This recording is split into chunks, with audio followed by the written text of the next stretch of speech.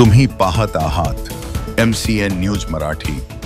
महाराष्ट्र राज्य पुरातत्व व वस्तू संग्रहालय संचालनालयातर्फे महाराष्ट्र जागतिक वारसा सप्ताहानिमित्ताने 19 ते 25 नोव्हेंबर दरम्यान हेरिटेज वॉकचे आयोजन करण्यात आले आहे। माहूर येथील शासकीय वस्तू संग्रहालय व माहूर किल्ल्याच्या वतीने माहूर संग्रहालय ते मातृतीर्थ तलाव व इतर पुरातन स्मारकावर 24 नोव्हेंबर रोजी मान्यवरांच्या उपस्थितीत हेरिटेज वॉक करून छायाचित्रांचे प्रदर्शन मांडण्यात आले होते। यावेळी श्री रेणुकादेवी संस्थानचे विश्वस्त संजय काण्णव, शिक्षक परिषदेचे तालुकाध्यक्ष SS पाटील, रणजित वर्मा, पत्रकार राज ठाकूर, चित्रकार सुरेश आराध्ये, गणेश वाडेकर, बाळू चिल्लेकर तसेच अनेक नागरिकांसह हेरिटेज वॉक करण्यात आले। माहूर वस्तू संग्रहालयात महाराष्ट्रातील जागतिक 11 व तामिळनाडूमधील 1 अशा 12 किल्ल्याचे छायाचित्राचे प्रदर्शन मांडण्यात आले होते।